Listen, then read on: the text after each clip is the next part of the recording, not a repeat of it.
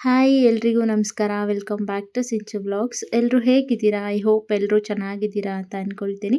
ನಾವು ಕೂಡ ತುಂಬಾ ಚೆನ್ನಾಗಿದ್ದೀವಿ. ಇನ್ನು ಇದು ಟ್ಯೂಸ್ಡೇ ಮಾರ್ನಿಂಗ್ ವ್ಲಾಗ್ನ ಸ್ಟಾರ್ಟ್ ಮಾಡ್ತಾ ಇರೋದು. ಇವತ್ತು ಹೊಸತಡ್ಕು ಅಂದರೆ ನಿನ್ನೆ ಹಬ್ಬ ಆಯಿತು ಅಲ್ವಾ, ಸಂಡೇ ಹಬ್ಬ ಆಯಿತು ಅಲ್ವಾ. ಸೊ ಇವತ್ತು ನಾನ್ ವೆಜ್ ಡೇಗೆ ಏನು ಸ್ಪೆಷಲ್ ಮಾಡ್ತಾ ಇದ್ದೀವಿ ಅಂತ ನೋಡೋಣ. ನನ್ನ ಹಸ್ಬೆಂಡು ಇವತ್ತು ಕುಕ್ ಮಾಡ್ತಾ ಇರೋದು, ಅಂದರೆ ನಾನು ಕೂಡ ಹೆಲ್ಪ್ ಮಾಡ್ತೀನಿ. ಸೊ ಅವರು ಕುಕ್ ಮಾಡ್ತೀನಿ ಅಂತ ಹೇಳಿದ್ದಾರೆ. ಅವ್ರು ಮಾಡ್ತಾ ಇರುವಂಥ ಬಿರಿಯಾನಿ ಹೊಸಕೋಟೆ ರಾಜ್ ದಮ್ ಬಿರಿಯಾನಿ ಇದೆ ಅಲ್ವಾ, ಅವರ ಒಂದು ಹೋಟೆಲ್ ಸ್ಟೈಲ್ನಲ್ಲಿ ನಾವು ಮನೇಲೆ ರಾಜ್ ದಮ್ ಬಿರಿಯಾನಿ ಹೇಗೆ ಮಾಡ್ತಾರೆ ಅದನ್ನು ನಾವು ಕೂಡ ಮನೇಲೆ ಟ್ರೈ ಮಾಡ್ತಾ ಇದೀವಿ. ಈಗ ಹೇಗೆ ಮಾಡೋದು ಅಂತ ನೋಡೋಣ ಬನ್ನಿ. ಮೊದಲಿಗೆ ನನ್ನ ಹಸ್ಬೆಂಡ್ ಇಲ್ಲಿ ಒಂದು ಸ್ಟವ್ ಮೇಲೆ ಕುಕ್ಕರ್ ಇಟ್ಟು ಅದಕ್ಕೆ ಎಣ್ಣೆನ ಹಾಕೊಳ್ತಾ ಇದ್ದಾರೆ.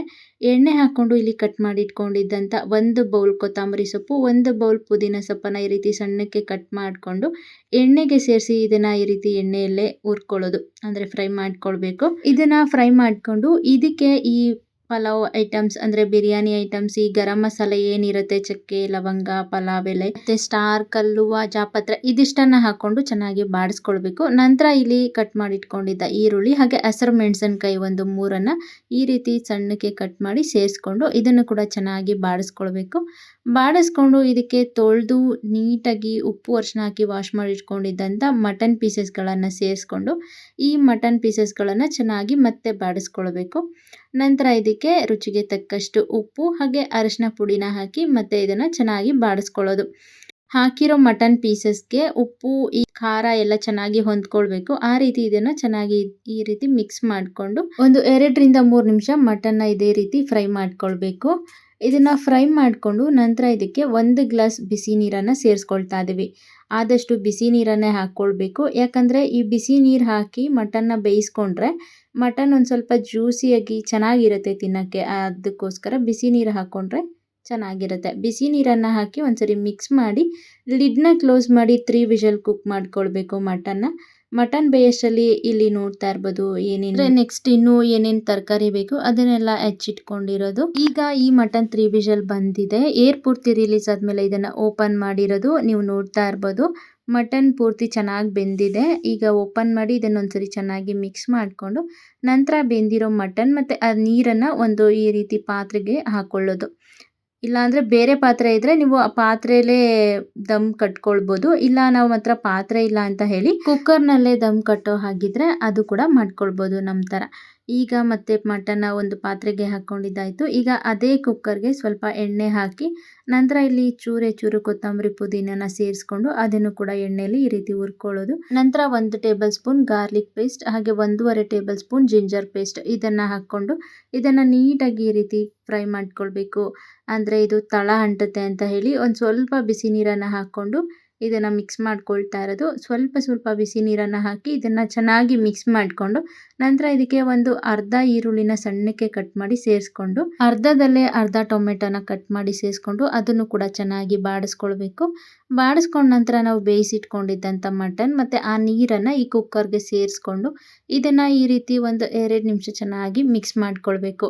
ಇದನ್ನ ಚೆನ್ನಾಗಿ ಮಿಕ್ಸ್ ಮಾಡ್ಕೊಂಡ ನಂತರ ಮತ್ತೆ ಇನ್ನೂ ಅರ್ಧ ಈರುಳ್ಳಿ ಉಳಿದಿರುತ್ತೆ ನೋಡಿ, ಈ ರೀತಿ ಉದ್ದುದ್ದಕ್ಕೆ ಕಟ್ ಮಾಡಿಕೊಂಡು ಸೇರಿಸ್ಕೊಂಡು ಅರ್ಧದಲ್ಲಿ ಇನ್ನೂ ಅರ್ಧ ಟೊಮೆಟೊ ಇತ್ತಲ್ವ ಅದನ್ನು ಕೂಡ ಈಗ ಸೇರಿಸ್ಕೊಂಡು ಇದನ್ನು ಚೆನ್ನಾಗಿ ಮಿಕ್ಸ್ ಮಾಡ್ಕೊಳ್ಬೇಕು.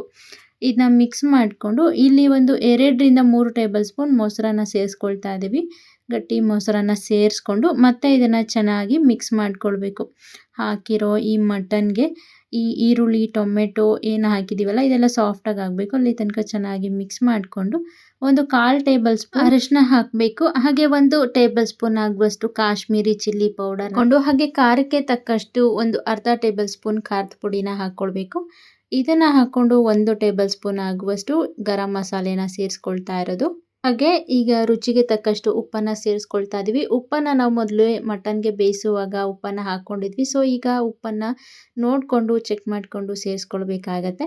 ನಂತರ ಈಗ ಹಾಕಿರೋ ಮಸಾಲೆ ಎಲ್ಲ ಚೆನ್ನಾಗಿ ಮಿಕ್ಸ್ ಮಾಡ್ಕೊಳ್ಬೇಕು. ಈ ಹಾಕಿರೋ ಮಸಾಲೆ ಎಲ್ಲ ನೀಟಾಗಿ ಮಟನ್ಗೆ ಹೊಂದ್ಕೊಳ್ಳೋ ರೀತಿ ಚೆನ್ನಾಗಿ ಮಿಕ್ಸ್ ಮಾಡಿಕೊಂಡು ಇಲ್ಲಿ ಬಿಸಿ ನೀರನ್ನು 3 ಗ್ಲಾಸ್ ನೀರನ್ನು ಸೇರಿಸ್ಕೊಳ್ತಾ ಇದ್ದೀವಿ. ನಾವು 2 ಗ್ಲಾಸ್ ಅಕ್ಕಿನ ತೊಳೆದು ನೆನೆಸಿಟ್ಕೊಂಡಿದ್ವಿ. ಹಾಗಾಗಿ 2 ಗ್ಲಾಸ್ ಅಕ್ಕಿಗೆ 4 ಗ್ಲಾಸ್ ನೀರನ್ನು ಹಾಕಬೇಕು.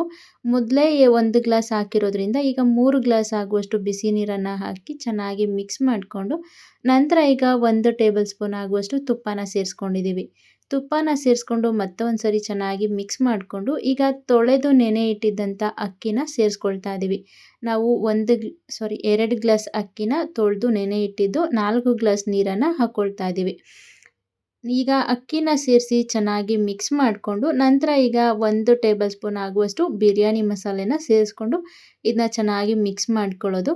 ಮಿಕ್ಸ್ ಮಾಡಿಕೊಂಡು ಈಗ ದಮ್ ಕಟ್ಟೋದಕ್ಕೋಸ್ಕರ ಈಗ ಸ್ಟವ್ ಮೇಲೆ ಈ ರೀತಿ ಒಂದು ತವಾನ ಇಟ್ಟು ಅದ್ರ ಮೇಲೆ ಈ ರೀತಿ ಕುಕ್ಕರ್ನ ಇಟ್ಕೊಂಡು, ಇದನ್ನು ಚೆನ್ನಾಗಿ ಸ್ವಲ್ಪ ನೀರೆಲ್ಲ ಡ್ರೈ ಆಗೋ ತನಕ ಇದನ್ನ ಚೆನ್ನಾಗಿ ಇದೇ ರೀತಿ ಲೋ ಫ್ಲೇಮಲ್ಲೇ ನಿಧಾನಕ್ಕೆ ಮಿಕ್ಸ್ ಮಾಡ್ಕೋಬೇಕು. ಇಲ್ಲಾಂದರೆ ಅಕ್ಕಿ ಒಡೆದೋಗ್ಬಿಡುತ್ತೆ. ಮಿಕ್ಸ್ ಮಾಡಿಲ್ಲಾಂದರೆ ಅದು ತಳ ಅಂಟೋ ಚಾನ್ಸಸ್ ಇರುತ್ತೆ. ಸೊ ಹಾಗಾಗಿ ನಿಧಾನಕ್ಕೆ ಮಿಕ್ಸ್ ಮಾಡ್ಕೊಳ್ಬೇಕು ಸ್ವಲ್ಪ ಹೊತ್ತು. ಮಿಕ್ಸ್ ಮಾಡ್ಕೊಂಡ ನಂತರ ಇದಕ್ಕೆ ಮತ್ತೆ ಇನ್ನೂ ಒಂದು 1 ಟೇಬಲ್ ಸ್ಪೂನ್ ಆಗುವಷ್ಟು ತುಪ್ಪನ ಸೇರಿಸ್ಕೊಂಡು, ನಂತರ ಈಗ ಮೇಲೆ ಸ್ವಲ್ಪ ಕೊತ್ತಂಬರಿ ಪುದೀನನ ಹಾಕಿ ಈಗ ಬಾಳೆ ಎಲೆನ ಅದ್ರ ಮೇಲೆ ಇಟ್ಟು ಕ್ಲೋಸ್ ಮಾಡಿ, ನಂತರ ಇದ್ರ ಮೇಲೆ ಒಂದು ಪ್ಲೇಟ್ನ ಮುಚ್ಚಿ ಅದ್ರ ಮೇಲೆ ಏನಾದರೂ ಭಾರವಾಗಿರೋದನ್ನು ಇಡಬೇಕು. ನಾವಿಲ್ಲಿ ಮನೇಲಿ ಈ ರೀತಿ ಡಂಬಲ್ಸ್ಗಳಿತ್ತು ಅದನ್ನು ಇಡ್ತಾ ಇದ್ದೀವಿ. ಈ ರೀತಿ ಗಾಳಿ ಹೋಗಬಾರ್ದು, ಆ ರೀತಿ ಏನಾದರೂ ಭಾರ ಇರೋದನ್ನು ಇಟ್ಟು ಲೋ ಫ್ಲೇಮಲ್ಲೇ 15ರಿಂದ 20 ನಿಮಿಷ ಕುಕ್ ಮಾಡ್ಕೊಳ್ಬೇಕು. ಅಷ್ಟರಲ್ಲಿ ನಾವೀಗ ಚಿಕನ್ ಗ್ರೇವಿ ಮಾಡ್ಕೊಳ್ಳೋದಕ್ಕೆ ಒಂದು ಮಿಕ್ಸಿ ಜಾರಿಗೆ 2 ಟೇಬಲ್ ಸ್ಪೂನ್ ಆಗುವಷ್ಟು ಕೊಬ್ಬರಿ, ಹಾಗೆ 1 ದಪ್ಪ ಸೈಜ್ನ ಟೊಮೆಟೊನ ಸಣ್ಣಕ್ಕೆ ಕಟ್ ಮಾಡಿ ಸೇರಿಸ್ಕೊಂಡಿರೋದು, ಹಾಗೆ 1 ದಪ್ಪ ಸೈಜ್ನ ಈರುಳ್ಳಿನ ಈ ರೀತಿ ಸಣ್ಣಕ್ಕೆ ಕಟ್ ಮಾಡಿ ಸೇರಿಸ್ಕೊಂಡು, ಖಾರಕ್ಕೆ ಒಂದು 4 ಹಸಿರು ಮೆಣಸಿನ್ಕಾಯಿ ಹಾಗೆ ಸ್ವಲ್ಪ ನೀರನ್ನು ಸೇರಿಸಿ ಇದನ್ನು ಚೆನ್ನಾಗಿ ರುಬ್ಕೊಳ್ಳೋದು. ಈ ಮಸಾಲೆನ ರುಬ್ಕೊಂಡು ಈಗ ಸ್ಟವ್ ಹಚ್ಕೊಂಡು ಸ್ಟವ್ ಮೇಲೆ ಒಂದು ಈ ರೀತಿ ಪಾನ್ ಇಟ್ಟು ಅದಕ್ಕೆ ಒಂದು 4 ಟೇಬಲ್ ಸ್ಪೂನ್ ಆಗುವಷ್ಟು ಎಣ್ಣೆನ ಹಾಕ್ಕೊಳ್ತಾ ಇದ್ದೀನಿ. ಇದಕ್ಕೆ ಎಣ್ಣೆ ಅಥವಾ ತುಪ್ಪ ಏನು ಬೇಕಾದರೂ ಬಳಸ್ಕೊಳ್ಬೋದು. ನಾನಿಲ್ಲಿ ಎಣ್ಣೆನ ಬಳಸ್ಕೊಳ್ತಾ ಇದ್ದೀನಿ.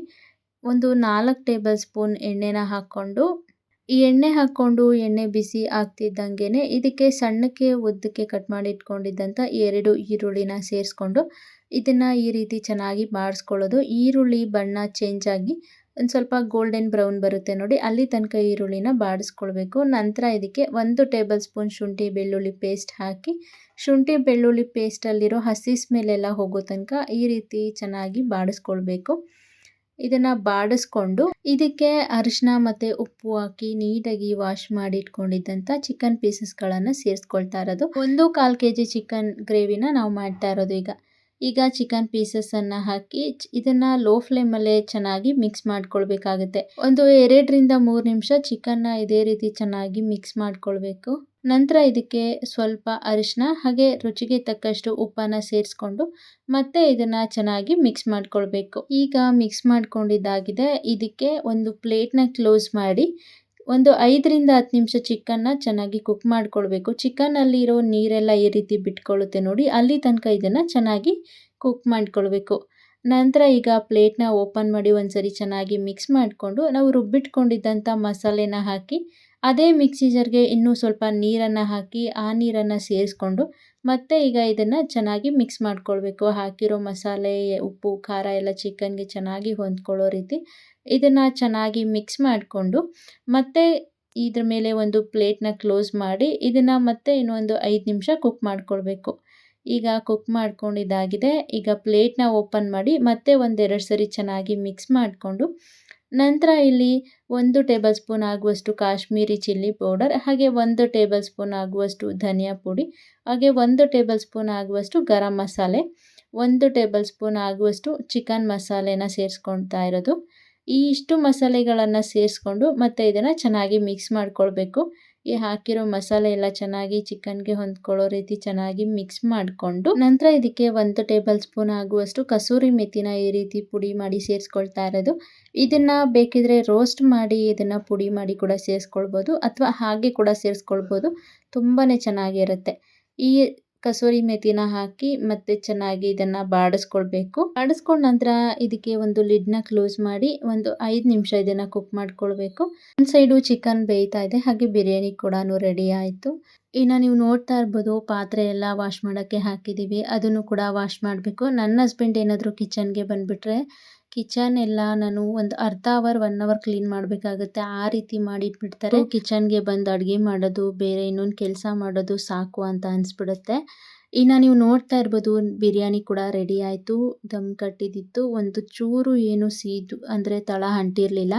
ಸೂಪರಾಗಿ ಬಂದಿತ್ತು. ಟೇಸ್ಟ್ ಮಾತ್ರ ನೋಡೋಕ್ಕೂ ಅಷ್ಟೇ ಚೆನ್ನಾಗಿತ್ತು. ನೀಟಾಗಿ ಬಂದಿತ್ತು. ಮುದ್ದೆ ಥರ ಏನೂ ಆಗಿರಲಿಲ್ಲ. ನೀವು ನೋಡ್ತಾ ಇರ್ಬೋದು ಎಷ್ಟು ಚೆನ್ನಾಗಾಗಿದೆ. ತುಂಬಾ ರುಚಿಯಾಗಿತ್ತು. ನಾವು ಎಕ್ಸ್ಪೆಕ್ಟೇ ಮಾಡಿರಲಿಲ್ಲ. ಫಸ್ಟ್ ಟೈಮ್ ನಾವು ಈ ಥರ ಟ್ರೈ ಮಾಡಿರೋದು ದಮ್ ಬಿರಿಯಾನಿ. ತುಂಬಾ ರುಚಿಯಾಗಿತ್ತು. ಖಂಡಿತ ನೀವು ಇದನ್ನು ಟ್ರೈ ಮಾಡಿ. ನಿಮಗೇನಾದರೂ ಇಷ್ಟ ಆಯಿತು ಅಂದರೆ ಪ್ಲೀಸ್ ಒಂದು ಲೈಕ್ ಮಾಡಿ ಆಯಿತಾ. ಹಾಗೆ ನಿಮ್ಮ ಫ್ಯಾಮಿಲಿ ಫ್ರೆಂಡ್ಸ್ಗೂ ಶೇರ್ ಮಾಡಿ ಅಂತ ಹೇಳ್ತೀನಿ. ಹಾಗೆ ನನ್ನ ಹಸ್ಬೆಂಡ್ಗಂತೂ ತುಂಬಾ ಖುಷಿಯಾಗ್ಬಿಟ್ಟಿತ್ತು. ವಾವ್, ಇಷ್ಟು ಚೆನ್ನಾಗಿ ಬಂದಿದೆ ನಾನು ಮಾಡಿರೋದು ಅಂತ ಹೇಳಿ. ಇನ್ನು ಹಾಗೆ ಚಿಕನ್ ಗ್ರೇವಿ ಕೂಡ ರೆಡಿ ಆಯಿತು. ಇನ್ನು ನೋಡ್ತಾ ಇರ್ಬೋದು. ಇದಕ್ಕೆ ಈಗ ಕೊನೆಯದಾಗಿ ಒಂದು ಸ್ವಲ್ಪ ಬೆಣ್ಣೆ, ಹಾಗೆ ಕಟ್ ಮಾಡಿಟ್ಟಿದ್ದಂಥ ಕೊತ್ತಂಬರಿ ಸೊಪ್ಪು, ಹಾಗೆ ಲಾಸ್ಟಲ್ಲಿ ಇನ್ನೊಂದು ಅರ್ಧ ಟೇಬಲ್ ಸ್ಪೂನ್ ಆಗುವಷ್ಟು ಕಸೂರಿ ಮೇಥಿನ ಪುಡಿ ಮಾಡಿ ಇದಕ್ಕೆ ಸೇರಿಸ್ಕೊಳ್ತಾ ಇರೋದು. ಇದಕ್ಕೆ ಸೇರಿಸ್ಕೊಂಡು ನಂತರ ಇದನ್ನು ಈಗ ಚೆನ್ನಾಗಿ ಮಿಕ್ಸ್ ಮಾಡ್ಕೊಳ್ಬೇಕಾಗತ್ತೆ. ಮಿಕ್ಸ್ ಮಾಡಿಕೊಂಡು ನೀವೇನಾದರೂ ಉಪ್ಪು ಬೇಕಿದ್ರೆ ಮತ್ತೆ ಚೆಕ್ ಮಾಡಿ ಆ್ಯಡ್ ಮಾಡ್ಕೊಳ್ಬೋದು. ನಮ್ಮದು ಪರ್ಫೆಕ್ಟ್ ಆಗಿತ್ತು ಮಾಡಿದ್ದು, ಸೊ ನಾವೇನು ಸೇರಿಸ್ಕೊಂಡಿಲ್ಲ. ಇನ್ನು ನೀವು ನೋಡ್ತಾ ಇರ್ಬೋದು, ಚಿಕನ್ ಗ್ರೇವಿ ರೆಡಿನೇ ಆಗೋಯ್ತು. ಈ ರೀತಿ ಚಿಕನ್ ಗ್ರೇವಿನ ಒಂದ್ಸರಿ ಟ್ರೈ ಮಾಡಿ. ನಿಜವಾಗ್ಲೂ ನಿಮಗೆ ತುಂಬ ಇಷ್ಟ ಆಗುತ್ತೆ. ಪದೇ ಪದೇ ಇದೇ ಥರ ಮಾಡ್ಕೊಂಡು ತಿಂತೀರಾ. ಅಷ್ಟು ಚೆನ್ನಾಗಿ ಬಂದಿತ್ತು. ಇನ್ನು ಏನು ಅಂದರೆ, ನಾನು ಮತ್ತು ನನ್ನ ಹಸ್ಬೆಂಡು ಚಾಲೆಂಜ್ ಮಾಡಿಕೊಂಡು ಮಾಡಿದ್ದು ಇವತ್ತು ಕುಕ್ಕು. ಅವರು ನಾನು ಬಿರಿಯಾನಿ ಮಾಡ್ತೀನಿ, ನೀವು ಚಿಕನ್ ಗ್ರೇವಿ ಮಾಡಿ ಅಂತ ಹೇಳಿದ್ರು. ಬಟ್ ಏನಂದರೆ, ಇಬ್ಬರು ಸೇರಿಕೊಂಡು 2 ಅಡುಗೆನ ಮಾಡಿದ್ದೀವಿ. ಅವರೇ ಕುಕ್ ಮಾಡಿದ್ದು, ಬಟ್ ನಾನು ಹೆಲ್ಪ್ ಮಾಡ್ತಾ ಇದ್ದೆ ಜೊತೇಲಿ ನಿಂತ್ಕೊಂಡು. ಅವ್ರು ಏನು ಕೇಳಿದ್ದೆಲ್ಲ ಎತ್ಕೊಂಡು ಕೊಟ್ಕೊಂಡು. ಫೈನಲಿ ಯಾರು ಮಾಡಿದ್ರೆ ಏನು, ಟೇಸ್ಟ್ ಮಾತ್ರ ತುಂಬಾ ಚೆನ್ನಾಗಿತ್ತು. ತುಂಬ ಇಷ್ಟ ಆಯಿತು ನನಗೂ ಹಾಗೆ ನನ್ನ ಹಸ್ಬೆಂಡ್ಗೂ. ಈ ರೀತಿ ಇತ್ತು ನಮ್ಮನೆಯ ಹೊಸತಡ್ಕೋ ಸ್ಪೆಷಲ್. ಹೋಪ್ ನಿಮಗೆ ಈ ರೆಸಿಪೀಸ್ ಇಷ್ಟ ಆಗಿರುತ್ತೆ ಅಂತ ಅಂದ್ಕೊಳ್ತೀನಿ. ಇಷ್ಟ ಆದರೆ ಪ್ಲೀಸ್ ಒಂದು ಲೈಕ್ ಮಾಡಿ, ಹಾಗೆ ನಿಮ್ಮ ಫ್ಯಾಮಿಲಿ ಫ್ರೆಂಡ್ಸ್ಗೆಲ್ಲ ಶೇರ್ ಮಾಡೋದನ್ನು ಮರಿಬೇಡಿ. ಹಾಗೆ ಕಮೆಂಟ್ ಮಾಡಿ, ಸಬ್ಸ್ಕ್ರೈಬ್ ಟು ಸಿಂಚು ವ್ಲಾಗ್ಸ್. ಮತ್ತೆ ಸಿಗ್ತೀನಿ ಹೊಸ ರೆಸಿಪೀಸ್ಗಳೊಂದಿಗೆ, ಹಾಗೆ ಹೊಸ ವಿಷಯಗಳೊಂದಿಗೆ. Thank you for watching. Take care. Bye.